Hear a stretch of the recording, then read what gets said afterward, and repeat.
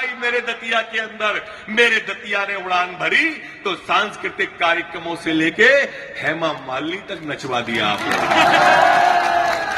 Social media पर नरोत्तम मिश्रा का यह बयान खूब वायरल हो रहा है और खूब चर्चा हो रही है कि पार्टी विद डिफरेंस वाली ये पार्टी के नेताओं को आखिर क्या हो गया है कि महिला सम्मान, महिला आरक्षण बिल पेश करने और उसको पास कराने के बाद महिलाओं के गुणगान गाने वाले, उनकी आरतियां उतारने वाले आखिर ऐसे बयान क्यों दे रहे हैं, वो भी एक चुनी हुई सांसद के लिए जो कि कृष्ण नगरी मथुरा की है और वहां से उसे की जनता ने उसे सांसद बनाकर बड़े हाउस में भेजा है। लेकिन उसके लिए ऐसी टिप्पणी, ऐसे शब्द जिससे ओछापन भी शर्मा जाए। और इसी को लेकर के नरोत्तम मिश्रा जब चुनावी मैदान पर जा रहे हैं तब विपक्ष के नेता उनसे सवाल पूछ रहे हैं कि आखिर ये इतना ओछापन आप कहां से ला रहे हैं। और इस ओछेपन की बात कही है कांग्रेस के नेता दिग्विजय सिंह ने। दिग्विजय सिंह ने तत्काल इस बयान को सुनने और देखने के बाद पलटवार करते हुए कहा कि संस्कारी बीजेपी के माननीय मंत्री जी का महिलाओं को लेकर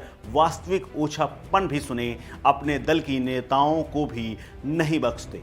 उसके बाद तो कांग्रेस पार्टी के नेताओं के बयानों की झड़ी लग गई।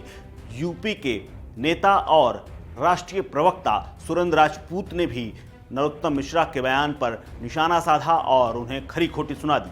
नरोत्तम मिश्रा का बयान ही चूंकि ऐसा है जो कि पूरी सोशल मीडिया पर भरा पड़ा हुआ है, खबरें तमाम चल रही।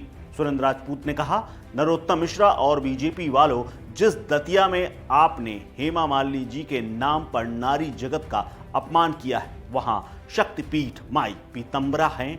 नारी शक्ति का अपमान करने की सजा माई जरूर देंगी। वहीं समाजवादी पार्टी भी कहां पीछे रहने वाली थी। मध्य प्रदेश समाजवादी पार्टी के एक्स हैंडल से तुरंत बयान सामने आया। उन्होंने लिखा, बीजेपी की मध्य प्रदेश सरकार में वरिष्ठ मंत्री का बयान सुनिए। कह रहे हैं दतिया में हेमा मालिनी तक को नचवा दिया। नोट, हेमा जी इन्हीं की पार्टी बीजेपी की वरिष्ठ सांसद हैं। सोचिए तब ये हाल है, ये कितना महिलाओं की इज्जत करते हैं।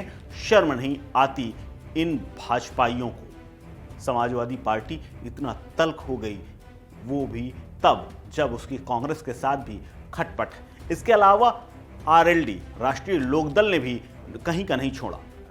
राष्ट्रीय लोकदल ने भी नरोत्तम मिश्रा पर निशाना साधते हुए कहा, निंदनीय, माननीय सांसद हेमा मालिनी जी के लिए बीजेपी नेता नरोत्तम मिश्रा जी के उत्तम विचार, नारी शक्ति वंदन का सही उपयोग तो ये भाजपाई ही कर रहे हैं। किसी की भी खिल्ली नहीं उड़ानी चाहिए, फिर ये तो एक सम्मानित महिला है। बीजेपी मानसिक दिवालियापन से ग्रसित हो चुकी है और इसी तरह की टिप्पणियां सोशल मीडिया पर भी भरी पड़ी हुई हैं।